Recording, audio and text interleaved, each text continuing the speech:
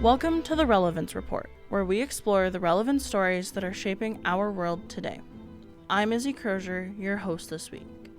On today's show, we'll hear about the challenges teachers and students are facing without having educational assistants in the classroom. Next, we'll hear Edmontonians discuss the importance of supporting local businesses during the winter season. And later, we'll hear how Edmonton Story Slam gives voice for storytellers to share their stories. From fire drills to braille printers, educational assistants play a vital role in classrooms across Edmonton. Right now, there's an ongoing strike happening within Edmonton public school systems. And to compound things, there are staffing shortages and budget cuts happening within the Catholic school system. Teachers and educational assistants have had to navigate the challenges that come from being a man down in the classroom. Kelsey Howlett reports. A big part of what I've been doing is, one, I've been learning a lot about Braille over the last few weeks. That's Angela James Findley, a teacher for the Edmonton public school system.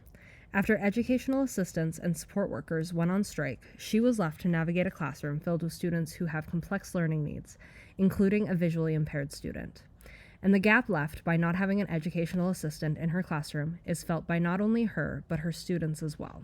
Luckily, my students have stepped up in a lot of ways, and they do assist this other student with some of the little things like finding pencils and little stuff that kids can help out with, but it doesn't make up for the fact that there was an adult with this student all the time to assist in those ways. Angela Falniak is an educational assistant working within the Catholic school system. And while their school system is currently on a wait-and-see approach in regards to the strike, she is having to deal with similar challenges in the form of staff shortages and budget cuts, which are impeding her school's ability to ensure a safe and welcoming environment for their students. In the case of a fire drill or a lockdown, how exactly do you expect a single adult in a crisis situation to be able to take into account and maintain the safety of anywhere between 30 to 50 children? It's not just asking for giggles, right? It's an actual need. And ultimately it comes down to safety. At least for our school, it comes down to safety. We've been trying to advocate for all of our children for literally this whole entire year, that we've been needing properly trained staff, that we need twice the amount of staff that they're giving us.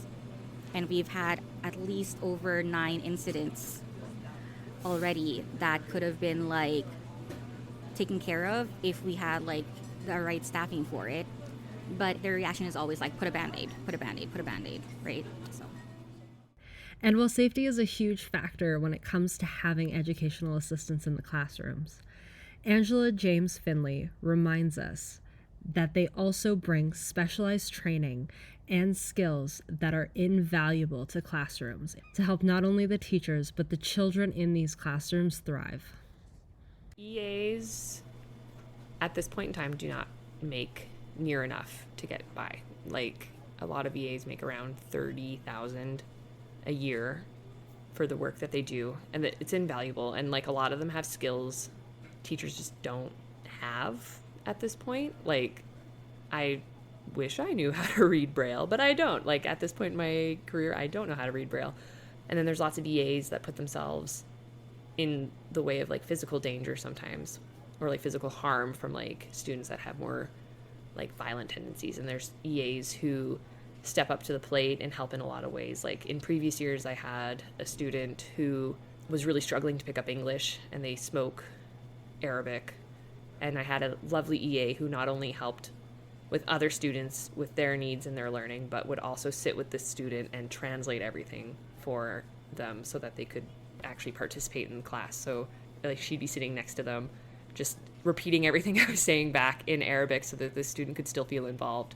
And just little things like that they bring so many skills and so many talents to the table, and it's just so valuable in a classroom, and it helps every kid just feel seen and helps kids not get left behind. And it's hard to navigate 30 children as one person. So they do deserve more. And I think that the strike is important in that regard, because as much as it sucks to not have all of that support staff in the buildings right now, and as much as it hurts a lot of the students in the district right now, I think it's important that those EAs are also making a livable wage and enough that they can feed themselves and like care for their families and care for themselves. Because at this point they're not, which is just awful. During the cold winter months, it's hard to entice people to get off the sofa, but the Sweet Treats and Latte Festival is doing just that. It's been a critical part of the Old Strathcona community for many years, and it has had a positive impact on local businesses too.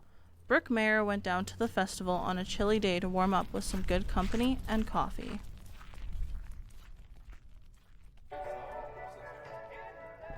First up, I interviewed Brenda, the owner of Leo's Cafe, on her perspective of this festival and how it helps benefit local cafes. I am Brenda Coalition, and I own Leo's Cafe. And I do all the baking, some of the cooking, and yeah, that's it. No barista. That's where I draw my line. And so this festival has just started about a week and a half-ish ago.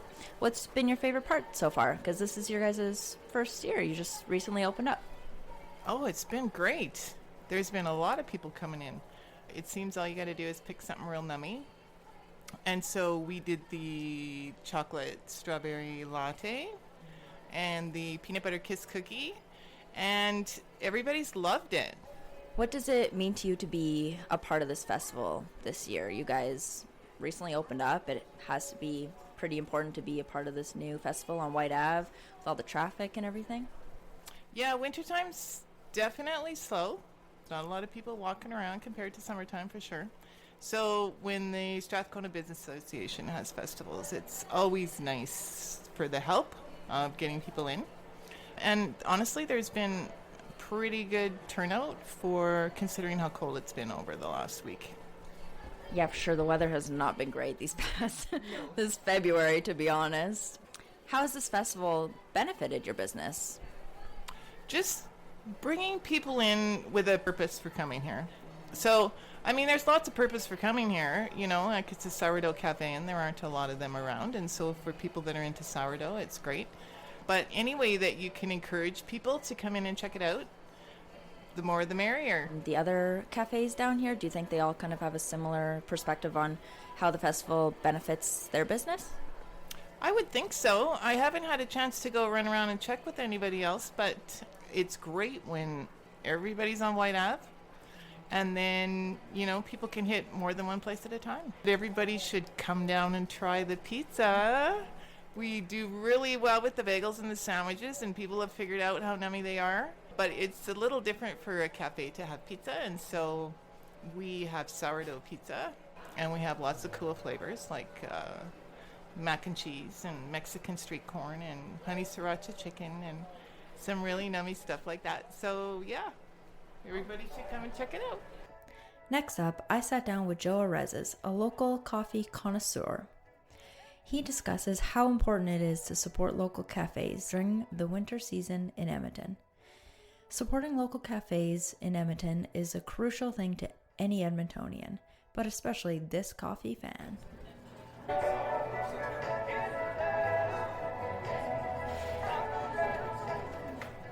Hi, my name is Joe Arezes, and I love Edmonton cafes. So we're here at the Sweet Treats and Latte Festival. Is this your first time at the festival? It is my first time participating at the festival and my first time here at Leo's. And how much are you enjoying it so far? Well, it's my first time in the festival, and so far I've had a positive experience. I've enjoyed my time here at Leo's, and the owner Brenda was excellent to provide us some good information, and hopefully we'll have enough time to go to another cafe later this afternoon. So what do these local winter festivals kind of mean to you? For me, it just means an opportunity to explore something new, come out to a different part of the city, support local, and just give me something to do on a cold winter's night. Speaking of these local businesses, these festivals, specifically this festival on White Ave, really emphasize the importance of shopping local cafes, local businesses. How important to you is it shopping local? Very important. I think if we don't support local, then we don't have places to come to with our family, our friends, places to gather, places to enjoy, and opportunities to create memories when we come out with those friends and family members to have a coffee And supporting local just makes you feel good, knowing that somebody that lives in Edmonton has chosen to invest, take risk in providing a service to us that live here. I just hope that the festivals get an opportunity to continue despite whatever the weather conditions are, so that it allows growth and allows us an opportunity to keep coming out and having great coffee and meeting people. Edmonton Story Slam is the only event of its kind in the city. Flying under the radar, those who know about the event make an evening of going out. Whether to tell a story or just sit and listen, the Story Slam knows how to keep things warm in the cold of winter. I went to the event during a frigidly cold day and warmed up with some stories. Edmonton Story Slam is unlike any other event in Edmonton. This event, even in the frigid temperatures of minus 30 degrees, draws a crowd filling the venue 9910. The event runs on the third Wednesday of every month. Winners from April to February are then put head-to-head during the March event for the Slam Off. The stage is open for any and all storytellers with no censorship. Those who wish to tell their story are welcomed by the audience. Stories of all types can be heard on this stage. I spoke with Allison Hagen, board chair of the Edmonton Story Slam, about the event and how it came to be. My first question is, what inspired you to start the Story Slam off? So Edmonton Story Slam started. My sister brought it from Vancouver. She was living in Vancouver, was going to the Vancouver Story Slams, and when she moved back to Edmonton, she wanted to have something similar. There was nothing like that happening in Edmonton. So 20 years ago in 2006, she ran the first Story Slam, and then I joined the board shortly thereafter and helped her put it on. And what does this event mean for the story writing community of Edmonton? This event brings together a community of people, and it could be writers, it could be amateur writers, it can be people who just love to tell stories. So it is a meaningful community and a place for people to showcase their stories and share their writing. And so it's every month all year round. Do you notice that there's some months that have higher traffic, some months that have lower traffic? We've been crazy busy this past year. We've had storytellers, over 10 people signing up to do their stories. Probably the busiest months are in the fall, September, October, November. However, we've been busy year round, and maybe the slower months might be July and August. And have you personally read any stories at any other story slams? I've read stories at Edmonton Story Slam during COVID. During a virtual story slam, I did tell a story at the Calgary Story Slam. But no, I've been pretty much focused on just organizing this Edmonton Story Slam. And what would you say is your favorite part about organizing this event? My favorite part is just the relationships you build, the people you meet, the variety of people that come to this event. I just love meeting new people and having people be vulnerable and have a safe space in which they can tell their story. And so being based in Edmonton, often referred to as the City of Arts, how does this event stand out? I think this event is unique. It's maybe a little bit under the radar that not everybody knows about Edmonton Story Slam, but very proud of the people that we've attracted, the people that are coming to it, and just want to provide that space for people to share their stories.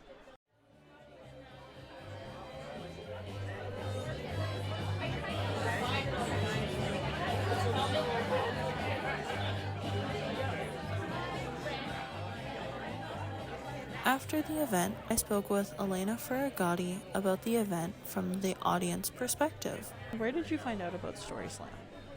I found out about it on Facebook. I saw a post. And would you recommend this event after attending tonight? Your friends? Yes, it was very fun. It was good to be engaged with the community. And do you feel that this serves the community of arts in Edmonton very well? How do you feel that it serves the community? It's a platform for people to express themselves in a judgment-free zone. I think it's a very good opportunity for people to express themselves and maybe meet people who've been through similar situations, as well as just express their feelings and dreams with the community.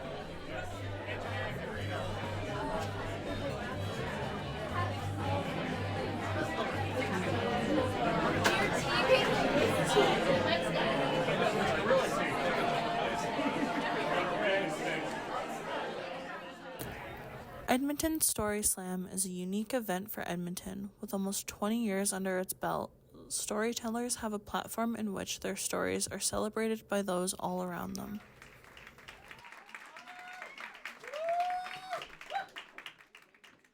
And now, it's time for our question of the week. We asked, what do you do for self-care?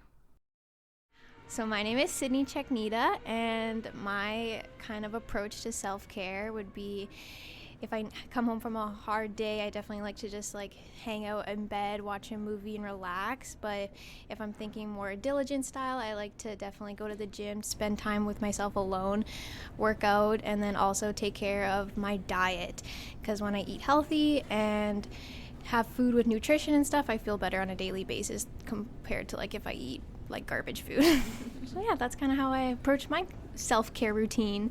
I'm Chantel. I like to just wear pink. It makes me feel better.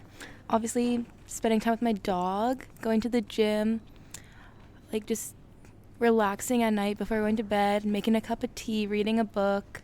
My slow morning routine where I just relax and I'm not rushed. What I do for self-care, especially during the winter time, is I distract myself from watching YouTube or any good show on Netflix that's trending at the moment. Also reading. I like to read a lot. And listening to music as well. Thanks for joining us for the Relevance Report. This week's episode was produced by Kelsey Howlett. The show was edited by Brooke Mayer. The show's supervising producer is Sheena Rossiter. Additional studio supervision by Sasha Stanojevic. This episode was produced as part of the BCSC 325 Radio News and Documentaries class in the winter 2025 semester. The course is part of the Bachelor of Communication Studies program in the Department of Communication at MacEwan University. The show was edited and produced out of the MacEwan Media Production Studio. Our theme music is called Buzzing by Kaylee Lambert. Logo design for this podcast is by Sasha Stanojevic, and I'm Izzy Crozier, your host for this week's episode. This podcast was recorded on Treaty 6 territory, the traditional and ancestral territory of the Cree, Dene, Blackfoot, Saulteaux, and Nakota Sioux. We acknowledge that this territory is home to the Métis settlements and the Métis Nation of Alberta, Districts 9, 10, and 11 within the historical North Saskatchewan River Territory. Don't forget to subscribe to the Relevance Report on Apple Podcasts, Spotify, or wherever you get your podcasts. And if you like what you heard, please leave us a review and a rating. It really helps people find the show. Please join us again next week when we report the relevant stories that are shaping our world.